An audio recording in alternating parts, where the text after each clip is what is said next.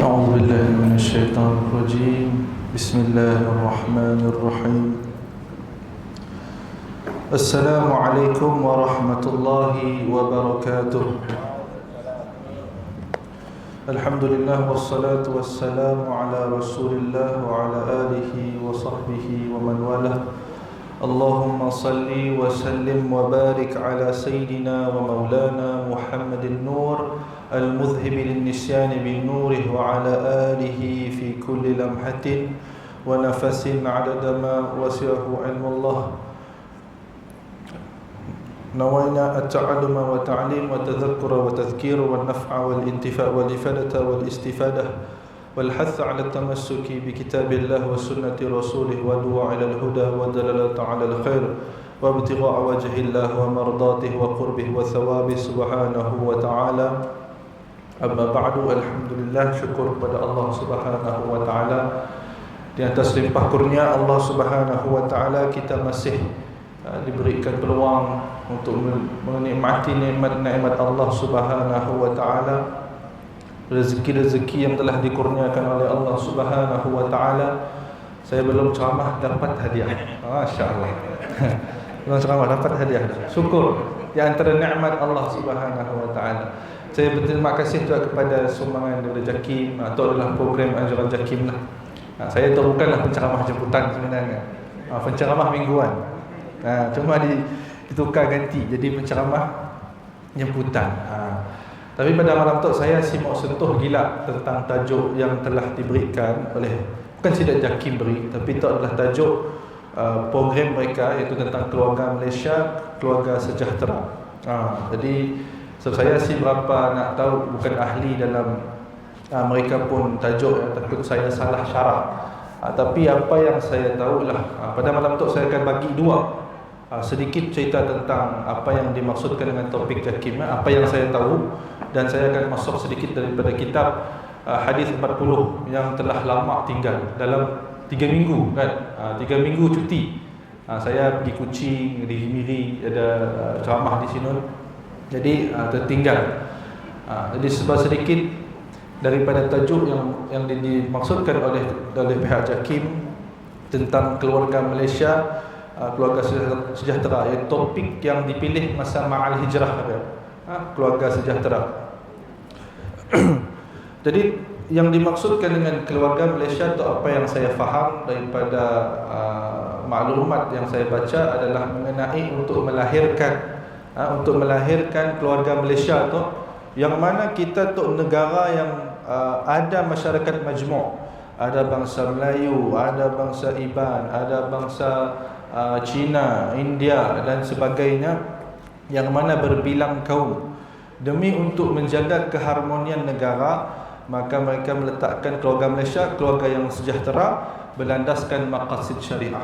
Maqasid syariah tu ada 5 perkara yang kita kena jaga, iaitu menjaga agama, menjaga nyawa, menjaga harta, menjaga kehormatan, dan juga menjaga akal.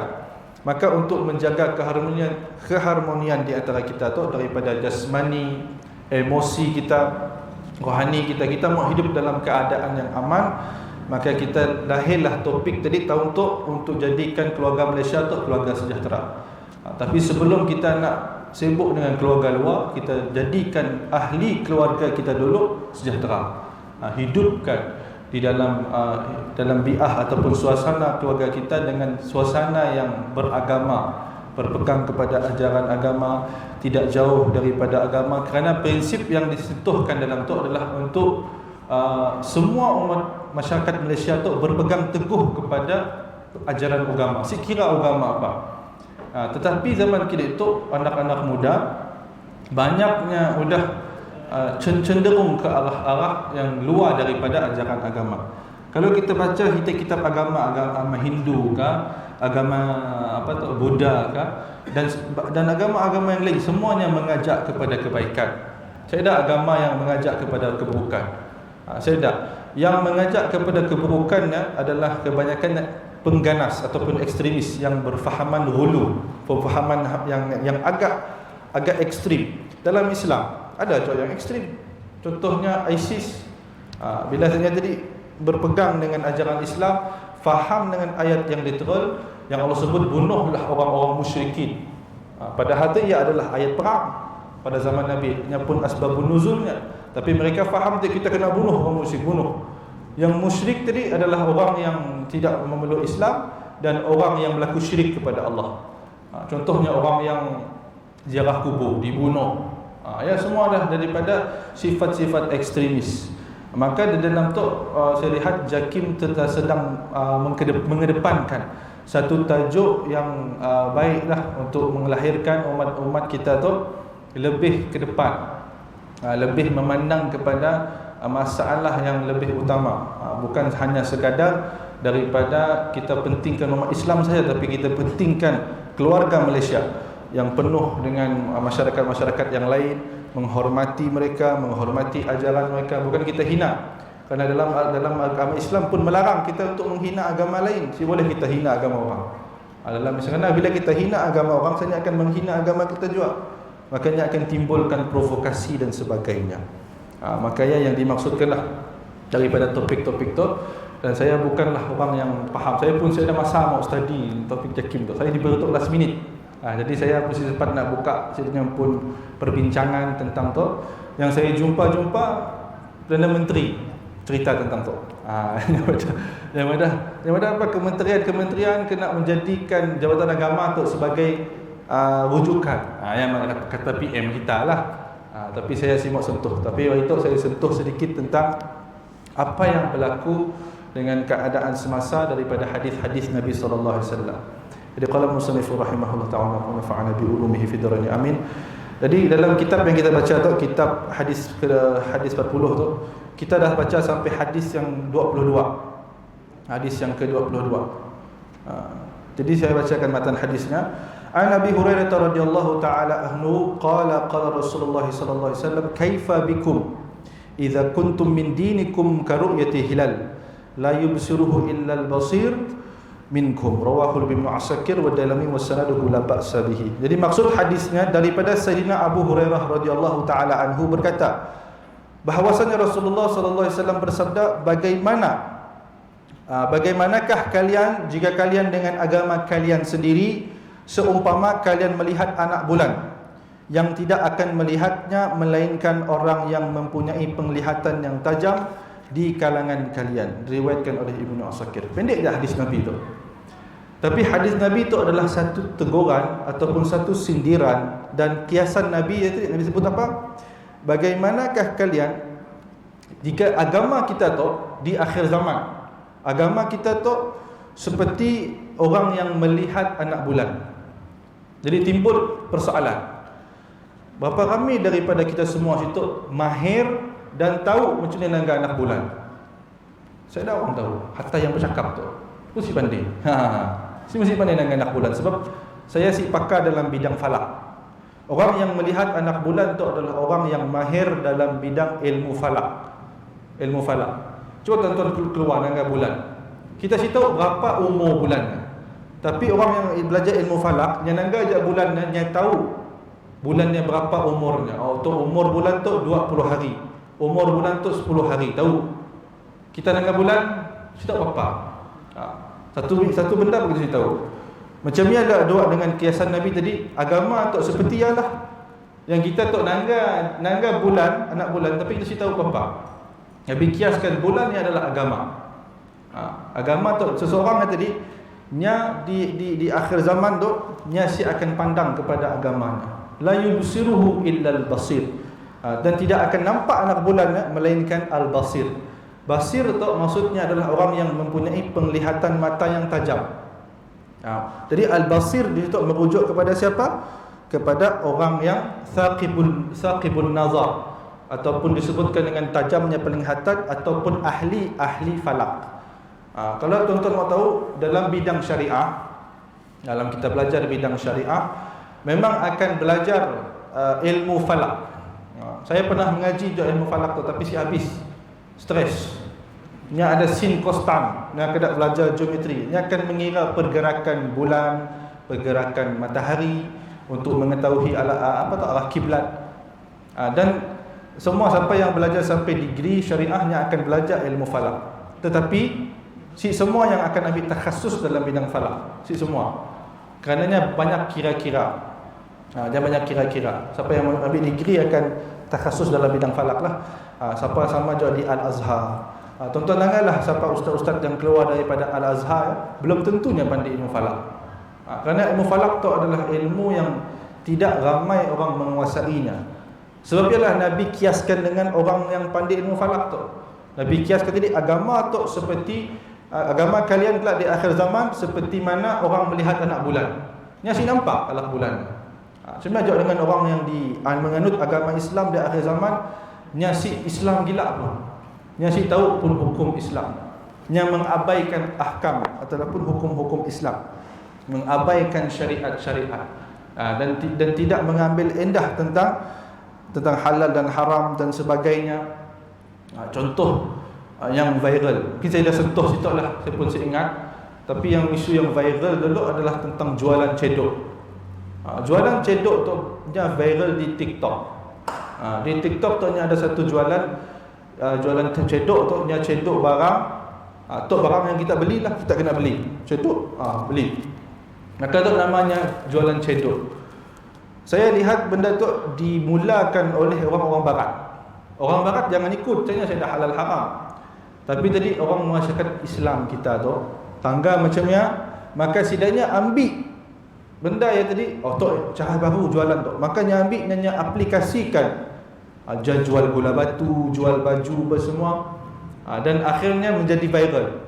Buka je kita di dalam TikTok kan semua live tentang jualan cedok, barang kosmetik, baju apa semua.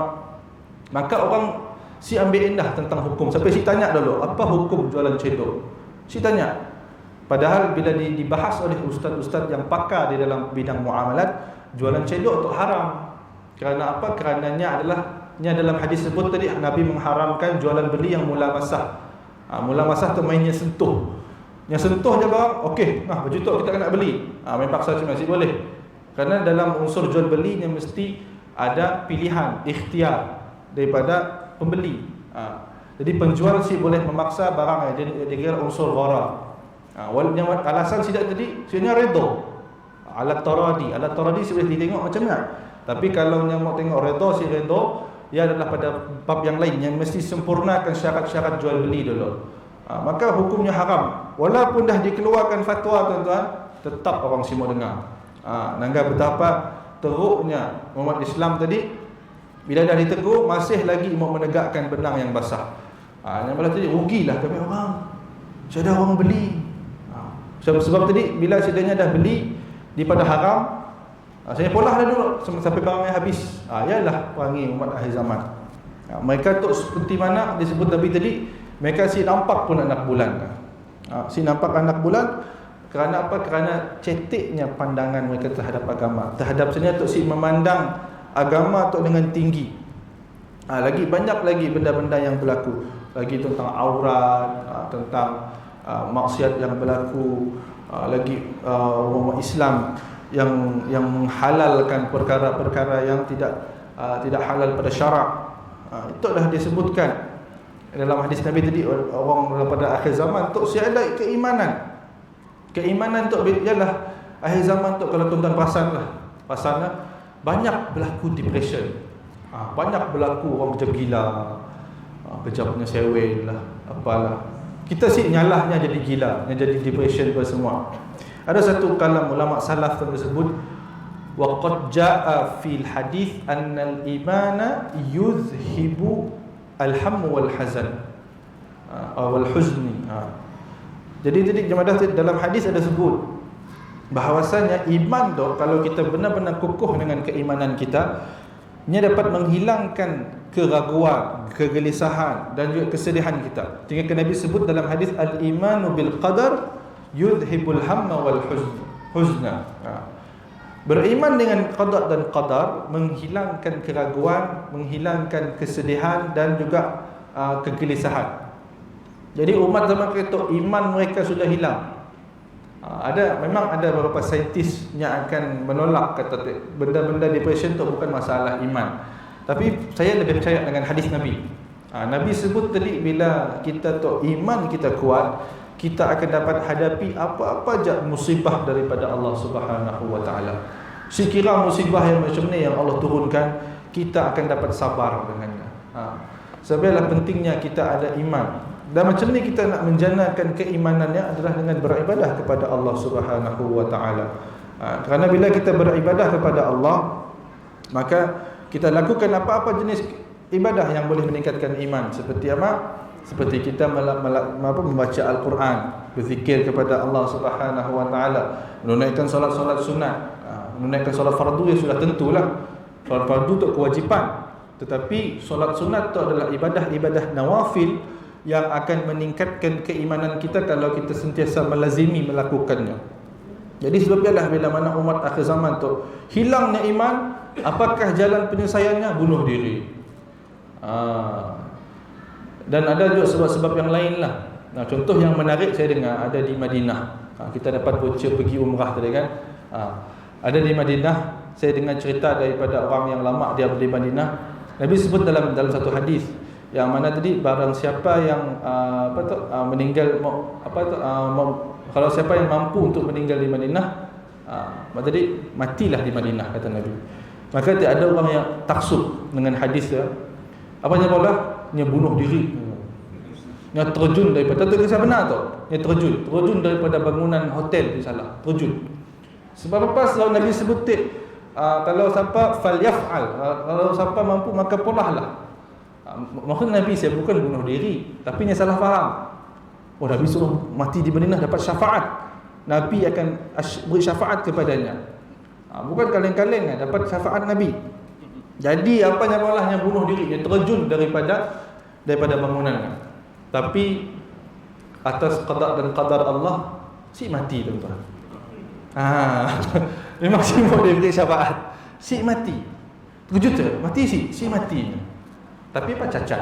Katanya cacatnya. Yalah azab komanda. Azabnya. Nya tak teringin nak dapat syafaat, nak dapat ekspres lah. Senang-senang mau dapat masuk surga senang, mati di Madinah. Tapi nya caranya salah, nya nak bunuh diri. Maka tadi Allah si takdirkannya mati. Nya terjun dan itu sampailah di Madinah itu. Kalau siapa perasan, nya pun cerminnya tingkapnya si boleh buka habis. Si boleh. So takut orang bunuh diri. Takut orang bunuh diri. Yang majoriti yang selalu contoh daripada Bangladesh dah belah-belah sini. Saya tahu ada ekstrim sikit pemahaman misalnya dengan hadis. Jadi bilanya faham bila kita boleh mati di Madinah, matilah. Nya faham tak bunuh diri. Dengan cara macam salah. Jangan bunuh diri. Tapi tadi kita mintalah. Tapi kalau kita boleh sakit nak minta mati sini, cara dengan cara yang baiklah. Bukannya kita kerat leher, terjun bangunan. Dah kerat leher mati kan susah di orang lain. Sama aja dengan tadi hanya terjun bangunan, maaf, si salahnya 5 tingkat ke atau 4 tingkat. Hotel biasa lah, hotel Madinah tu si tinggi. 4-5 tingkat dia terjun, si mati. Masih hidup tapi cacat lah. Jadi ia adalah menunjukkan caranya nak dapat mati. Ya kerana hadis lah. Tapi kebanyakan umat-umat zaman kini itu ataupun masyarakat anak muda lah selalunya, mereka tu menganggap bahawasanya kehidupan tu dah berakhir dah untuknya. Sedagi dah yang boleh bantunya, makanya bunuh diri. Itulah jalan penyelesaian terakhir. Biasa orang tanya, macam ni dengan orang macam tu, dikira Islam atau Muslim? Oleh karenanya dan masih di dalam unsur ihtimal kata para alim ulama, maka mereka dihukum Muslim lah. Dihukum Muslim. Kita sih boleh menuduhnya kafir ataupun yang telah murtad dengan hanya bunuh diri. Walaupun Nabi dah larang bunuh diri tu. Kalau dia bunuh diri kerana penyakit, maka mungkin boleh ihtimalnya sebagai Muslim lah. Jadi disebutkan oleh Syekh dalam tu, inilah realiti yang berlaku kepada manusia hari ini berkaitan dengan kembali kepada hukum agama Allah dalam setiap urusan kehidupan. Mereka kembalikan hukum tu kepada agama. Sama ada bersifat peribadi maupun umum. Tidak terdapat seorang pun di kalangan mereka yang akan melihat hukum agama berkaitan apa yang mereka hadapi dalam perkara-perkara yang bersifat peribadi maupun umum, seolah-olah mereka tidak dipertanggungjawabkan di sisi Allah akan perkara tersebut. Seperti yang saya sebutkan tadi lah. Mereka tak ambil endah pun dengan apa hukum hakam yang Allah sebutkan tentang jual beli, tentang hukum makanan dan sekian tu. Kerana apa? Kerana mereka tu sudah jauh daripada agama. Mereka sudah memandang agama tu saya dah erti. Saya dah benda yang saya nak takutkan. Jadi sebenarnya mula si endah je. Orang tegur pun tanya apalah si tahu. Orang tegur semayang pun tak si mau dengar. Macam tu lah yang kita risau dengan umat akhir zaman. Jadi sebabnya tarbiyah nabawiyah tu sangat penting. Di mana Nabi SAW tu bila mana dia didik para isterinya dan juga para anak-anaknya dengan tarbiyah nabawiyah. Kerana kadang-kadang yang kita risaukan dengan anak-anak muda zaman kini itu adalah dengan teknologi maklumat yang mereka dapat tu sangat cepat. Dan penyebaran berunsur LGBT tu luas. Salah satu sebab cerita Thor, apa nama Thor baru tu? Love and Thunder, tahunya. Masya-Allah. Masya-Allah, tahu. Love and Thunder. Maka Thor disekat masuk Malaysia. Sebab apa tuan-tuan? Sebab di dalamnya menceritakan tentang Tuhan. Tuhan betul, Tuhan duk berlawan. Tuhan berlawan, mati Tuhan. Dia macam merendahkan kedudukan Tuhan. Maka tadi benda disekat kerana apa? Kerana takut. Kita takut anak-anak tengok. Oh, God tu apa ya? Tuhan. Oh, Tuhan macam tu kah? Maka timbul. Macam saya mestilah nak mujilah orang yang tahun ke atas 2000 ke atas tu, tahun 90-an, 80-an, 70-an dan ke atas tu akidah orang dulu mari. Kita padah akidah mereka tu betul-betul kuat faham, tapi akar orang dulu mari tu ada. Diajar oleh orang tua, mengaji, dipadah tu. Makanya pun akar keimanan mereka kuat. Orang tua-tua pun dengar filem-filem Iron Man apa kasih terpengaruh. Cerita Harry Potter kena si terpengaruh. Tapi orang zaman kini tu anak-anak muda sejak dengar filem-filem macam ni terpengaruh mereka dengan agama. Terpengaruh mereka tentang ketuhanan. Mereka mula tadi terus tercemar dengan fahaman-fahaman yang atheism tu. Lagi-lagi LGBT. Contoh kita lihat ada satu di Facebook yang saya lihat di orang viral, cerita Jurassic Park yang berkaitan dengan LGBT juga. Ada LGBT, ada unsur-unsur LGBT. Alhamdulillah negara Malaysia tu sekat movie-movie dan filem-filem yang boleh merosakkan minda anak-anak muda. Contohnya seperti Thor tadi. Kalau kita lihat cerita Thor nya sebut Tuhan, tapi Tuhan saya ada sifat ketuhanan. Kerana Tuhan tu bersifat dengan sifat kamalat, sifat kesempurnaan. Sifat kesempurnaan, sifat yang tidak ada tolak banding, tidak ada sifat kekurangan. Tapi Tuhan yang ada di pandangan filmnya, Tuhan yang tadi munnya saya dah petinya lemah. Yang saya dah nyapun tukulnya lemah. Ya bukan Tuhan namanya. Ya bukan Tuhan. Tuhan sih macamnya. Jadi saya menggambarkan Tuhan, dewa-dewa macamnya. Maka fahaman-fahaman tu jadi maka disekat. Ada beberapa filem yang lain juga seperti filem Toy Story pun disekat. Kerana apa? Kerana untuk supaya anak-anak kita tu yang akan datang supaya si terpengaruh dengan filem-filem macam tu. Habib Abu Bakar Al-Adni, salah seorang ulama rahimahullah taala, nya sangat melarang anak-anak muda tu terbiasa dengan filem. Contohnya Harry Potter, bahaya. Kerana filem-filem macam tu menjadi racun untuk merosakkan pemikiran anak-anak muda. Yang sangat tekankan. Kalau boleh anak-anak zaman kini tu diterapkan dengan baca Quran dan baca kisah-kisah para sahabat, baca kisah-kisah para nabi. Walaupun agak boring. Bagi saya mungkin agak boring lah cerita dah. Saya mau nangkan Didi and Friend. Saya mau nangkan macam ni lah. Tapi kita kena ada usaha lah untuk didik mereka. Mungkin kita sih mampu nak ajar, cari guru untuk mengajar. Jadi macam ni lah usaha-usaha kita di akhir zaman tu. Jangan biarkan keturunan ataupun generasi yang akan datang jahil dalam bab agama. Sampai sejak si tahu beza ni satu halal dan satu haram. Yang kita risaukan macam hadis yang sebelum tu kita pernah baca. Takut di akhir zaman kelak dah generasi akan datang si tahu nak bezakan ni halal dengan ni haram. Dan bir pun bir tu halal katanya. Ni minum aja. Kerana saya ada larangan daripada orang tua. Orang tua pun si tegur. Sebablah pentingnya kita tu jadi akidah kita kuat, belajar ilmu akidah. Di sekolah mungkin belajar di sekolah, tapi masalah di sekolah tu si berapa ditekankan gila. Cikgu-cikgu mungkin yang ngepong KPI, asalkan ajar macam mana. Tapi tadi orang tua yang kena tambahkan lagi ilmu akidah mereka tentang ketuhanan, tentang sifat-sifat Allah, tentang sifat-sifat para nabi dan sebagainya, dan masalah-masalah ghaibiyat, masalah benda-benda ghaib, benda-benda sam'iyat, benda-benda macam mana diajarkan, dijelaskan kepada mereka. Wajib beriman dengan kesemua tu. Contoh kalau kita beriman dengan azab kubur, kafir, jatuh kafir. Benda kecil ya akidah. Kalau kita buka kitab akidah, ya termasuk dalam juzuk dalam akidah disebutkan dengan juzuk babus sam'iyat, bab-bab yang disebutkan dalam Quran. Bab titian sirat, bab mizan, bab akhirat. Jadi bila kita menolak salah satu daripada itu, maka jatuh kafir. Seperti Mu'tazilah. Mu'tazilah mereka tu jatuh keluar daripada aliran Ahlussunnah wal Jamaah kerana mereka menolak benda-benda yang masuk akal seperti azab kubur. Sebablah mereka tu terkeluar daripada landasan Ahlussunnah wal Jamaah. Jadi tuan-tuan, kalau boleh kita di akhir zaman untuk didik anak kita, berikan mereka pendedahan tentang agama, berikan kepada mereka kebebasan sedikitlah, tapi kebebasannya pastikan tidak melanggar syarak. Kerana hukum agama tu kadang-kadang orang zaman kini tu marah.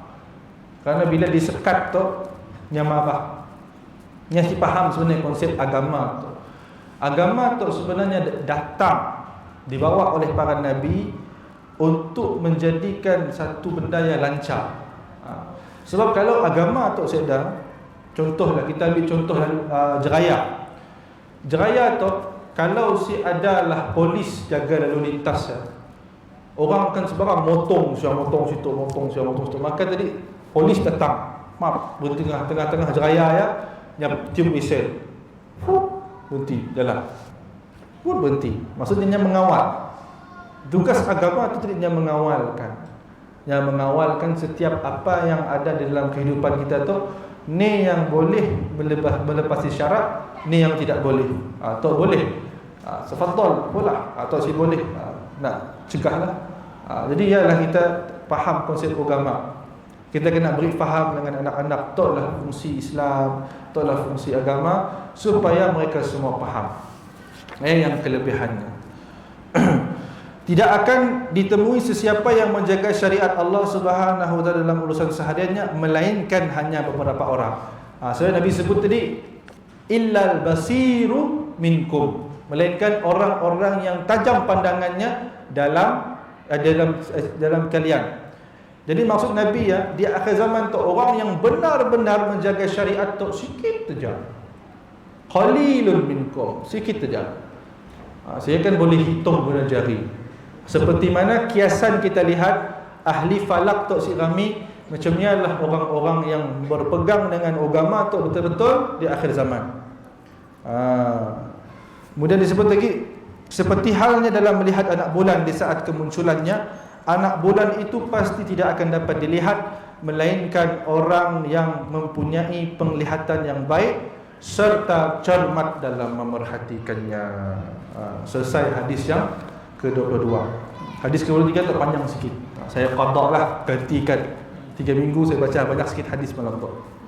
Jadi Nabi Hurairah radhiyallahu taala anhu qala Rasulullah sallallahu alaihi wasallam al-imamu dhamin wal muadzinu mu'tamin wa fa'arshidillahumma a'immah waghfir lil muadzin faqalu ya Rasulullah taraktana wa nahnu natanafasu 'ala al-adhan qala kala wa inna ba'dakum zamanan yakunu mu'adhdhinukum fihi sifalatukum wa fil lafdhin akhar innahu yakunu ba'di aw ba'dakum qaumun sifalatuhum mu'adhdhinuhum rawahu al-Bazzar wa al-Tahawi fi mushakkal athar wa sanaduhu sahih. Maksudnya daripada Sayyidina Abu Hurairah radhiyallahu taala anhu bahwasanya Rasulullah SAW bersabda, imam adalah merupakan penjamin, manakala muadzin tukang azan, muadzin sebagai pemegang amanah. Ya Allah, berikanlah petunjuk kepada para imam dan ampunilah dosa para muazzin. Mulianya muazzin tu Nabi doakan ampun bagi saudaranya. Lalu para sahabat berkata, wahai Rasulullah, adakah kerana setelah engkau meninggalkan kami akan berebut untuk melaungkan azan? Baginda bersabda, tidak sama sekali. Sesungguhnya selepas kalian terdapat satu zaman yang para muazzin kalian merupakan orang yang paling hina di kalangan kalian. Dalam riwayat yang lain, sesungguhnya akan terjadi selepas kewafatanku atau selepas kalian kelompok manusia yang muazzin, yang beri azan, mereka adalah orang yang paling hina daripada mereka. Diriwayatkan oleh Bazzar dan Tahawi dalam kitab Mushkil Al-Athar, dan sanad hadis ini adalah sahih. Hadis itu disebutkan dalam kitab tafsir dalam bab azan, dalam ayat yang menyebutkan tentang azan. Jadi apakah maksud Nabi dengan menyebutkan tentang muazzin tu? Muazzin, mereka tak mendapat kedudukan di sisi Allah Subhanahu Wa Taala. Di mana tadi tulul panjangnya leher mereka di akhirat kelak diberikan kemuliaan di sisi Allah. Didoakan oleh Nabi, waghfir lil muazzinin, berilah ampunan kepada orang yang beri azan. Dan pahala-pahala orang yang beri azan tu besar sebesarnya. Apabila ramainya masyarakat Islam yang datang ke masjid, yang solat sekali dalam masjid, semua pahalanya dapat ke muazzin. Besar sebesar. Tapi kena Nabi sebutkan tentang yang ini pada zaman yakunu muazzin fihi sifalatukum. Sifalah tu hina dan bodoh. Nabi sebutkan dikaitkan dengan hina. Tu yang menjadi persoalan. Bila saya baca hadis tu pun terkejut. Dan masa saya belajar hadis tu pun macam jelas faham je lah. Dan disyarahkan oleh guru-guru kami orang, Nabi sebutkan tentang para muazzin di akhir zaman tu, mereka tu menjadi hina kerana apa? Kerana takabbur. Takabburnya mereka, suara kaca azan, kayak merendahkan orang lain. Suara kamu si kaca, kau azan kedak aku tu, merendahkan orang lain. Si kisah suara kaca, yang penting azan. Tapi tadi muazzin pada satu zaman tu pula, wallahu a'lam lah, zaman kita tu dah ada mungkin ada. Wallahu a'lam. Saya bukan rapat pun dengan muazzin tu lah. Mungkin muazzin at-taqwa dulu saya rapat. Saya kenal lah. Ada muazzin yang ikhlas, ada muazzin yang mengharapkan balasan. Mesti salah untuk dia minta balasannya, sebab itu tugas mereka.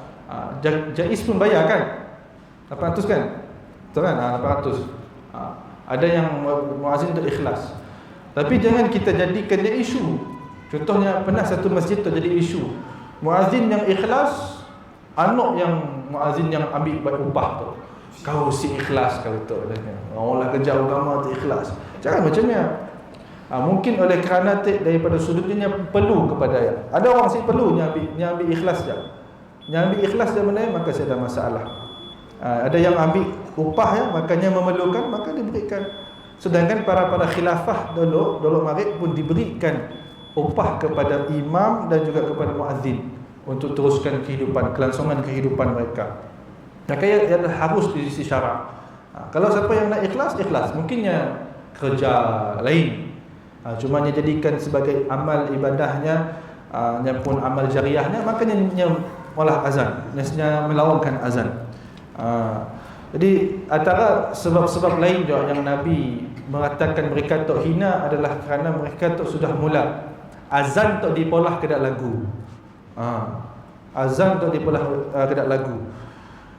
Melagukan azan tu hukumnya adalah makruh untuk para ulama mazhab Syafi'i, melakukan azan. Contoh kita nak melagukan azan, nya bukan salah, nya si haram. Nya akan menjadi haram bila kita mengubah azannya berlagu dengan makhraj yang salah.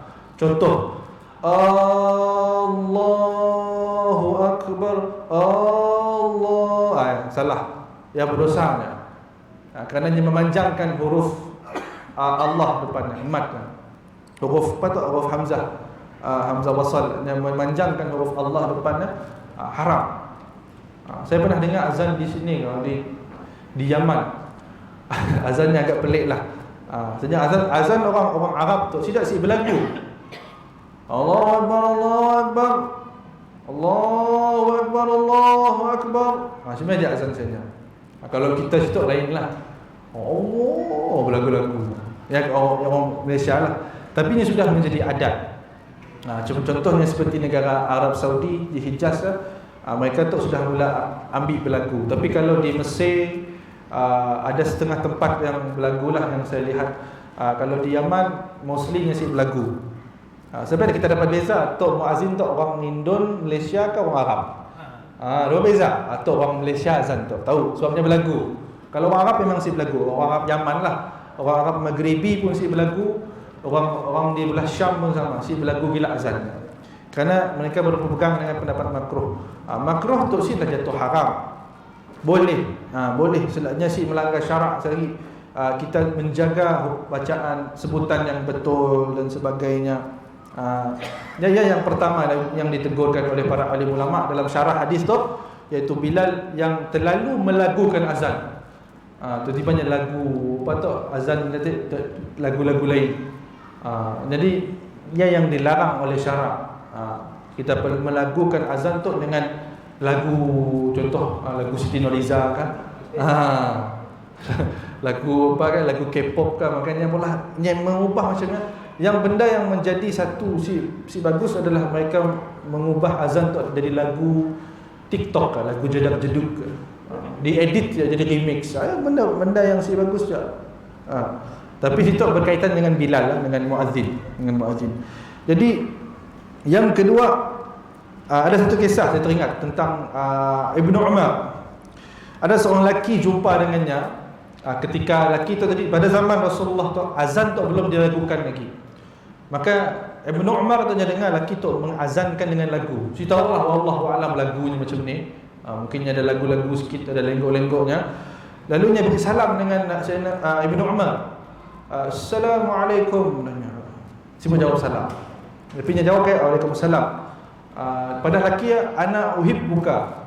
Aku cintakan engkau wahai Ibnu Umar. Ibnu Umar tu anak Sayyidina Umar. Tapi apa kata Ibnu Umar kepada lelaki yang mengazan tadi? Aku benci kau, kata. Ana akrahuka, aku benci kepada engkau. Jadi kenapa? Kerana engkau telah melagukan azan. Pada zaman tersebut melagukan azan tu memang menjadi tentangan para sahabat. Tetapi kita kena lihat peredaran zaman lah. Kalau ulama-ulama fiqh, mereka dah bahaskan pada tok lama. Mereka kata boleh, tidak ada masalah melagukan azan, tapi dengan syaratnya mesti ikut sebutan yang tepat dan betul. Jangannya salah. Tapi tadi yang memanjangkan Allahu Akbar, hanya mubah macam ni, salah. Dia tambah ba, ada mat lagi. Hayyu ala salat, suruh ubah. Ataupun yang ubah asyhadu anna Muhammadar Rasulullah, dia gunakan kata garis atas. Sama aja. Benda-benda tu adalah yang disebutkan dengan berdosa, mengubah azan. Dan yang kedua yang ditegurkan oleh para alim ulama adalah dengan muazzin yang hanya mementingkan suara tetapi nya sibuk tambah ilmu. Nya sibuk tambah ilmunya. Nya suka mau memamerkan suaranya, datang masjid azan. Allah, semayang keluar. Nya sibuk tuntut ilmu di masjid, nya sibuk menambahkan ilmu dan nya jahil tentang solat. Jahil tentang solat. Kerana Bilal pun kena ambil tahu tentang solat, kena ambil tahu tentang hukum hakam solat. Kerana kadang-kadang mungkin imam saya dah Bilal lah kena jadi imam. Kadang-kadang imam saya dah lah. Sebenarnya saya ada bercadang nak bola daurah fiqh solat. Fiqh solat, masalah solat. Masalah solat, kerana masalah solat yang saya lihat tu daripada kitab Qaulul Tam fi Ahkam Ma'mum wal Imam dengan kitab Wablul Ghamam juga, memang banyak masalah-masalah solat. Hatta imam dan juga hatta orang awam dan AJK masjid pun kurang peka dengan masalahnya. Kerana dalam masalah solat tu dibahaskan oleh para alim ulama. Contohnya seperti contoh kalau kita dalam masjid, kita solat seorang-seorang. Tiba-tiba tadi ada jemaah, pola jemaah solat berjemaah. Macam ni kita nak keluar daripada solat dia. Adakah kita terus berhenti solat ataupun macam ni? Maka ulama bahaskan, adakah boleh kita niatkan terus jadi jemaah walaupun jarak jauh? Maka ulama bahaskan macam ni kita nak menyelesaikan. Contohnya ulama sebut kalau kita solat sendirian dan ada berjemaah di situ, maka kita hendaklah menukarkan niat kepada sunat, tunaikan 2 rakaat, beri salam secepat mungkin, kemudian kita terus masuk kepada jemaah yang ada depan. Ya ulama ajarkan. Dan masalah istikhlaf, kalau imam batal, imam terkentut, siapa yang nak ganti? Imam kena pakai, kalau lihat imam keluar, makmum belakang terus ke depan. Belanja sabrikan mic lah. Dan macam ni kita nak keluar daripada saf, makmum kena tahu kalau kita beri isyarat pegang hidung, makanya tu sedang berhadas, nya sudah batal wudunya, yang mau keluar, berilah luar. Jangan kita makin tahan. Orang mau keluar, tahan. Semua beri. Ya jahil. Ya, masalahnya jahil. Makin kita tahu orang yang letakkan tangannya di hidungnya macam ni, ya tandanya dalam keadaan hadas, berilah luar kena. Berilah luar, ini sikit berilah luar keluar. Orang macam ni si haram lah melintasi orang yang solat. Tapi kalau orang yang memang sengaja limpas depan orang solat, hukumnya haram. Dosa. Jadi yang pentingnya untuk kita ada ilmu tentang masalah-masalah solat. Saya sedang kumpulkan daripada kitab-kitab masalah solat. Saya jadikan satu modul dan mungkin kita boleh bahaskan. Yang mungkin makan masa sehari lah program daurah untuk sama-sama dapat manfaat. Sebelum saya ke Kuching, saya mungkin berpindah ke Kuching, tuan-tuan. Kalau pindah Kuching, jadi mungkin saya lagi dah ngajar situ. Ya, takdir Allah lah, mungkin pindah mungkin si. InsyaAllah mungkin saya akan pindah mungkin si. Tapi ala kulli hal, yang ketiga yang disebutkan oleh para alim ulama adalah akhlak para Bilal yang buruk terhadap hak agama dan hak agama dan juga hak makmum. Maka maksud ulama yang mengatakan, jadi ada Bilal tu, jadi akhlaknya di dalam masjid okeylah, tu awat keluar pakai lo pendek, keluar tak marah orang, orang garang lah, dan tidak menunaikan hak-hak Islam yang lainnya, hak-hak agama dan hak-hak orang lain.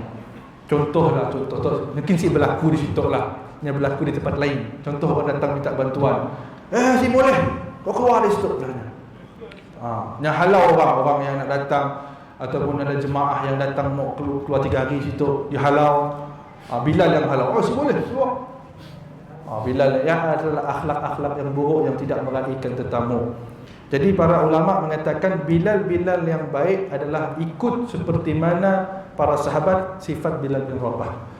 Sifat Bilal bin Rabah yang mana taat dengan agama, yang ikut seperti mana yang diajarkan dan sentiasa menambah ilmu.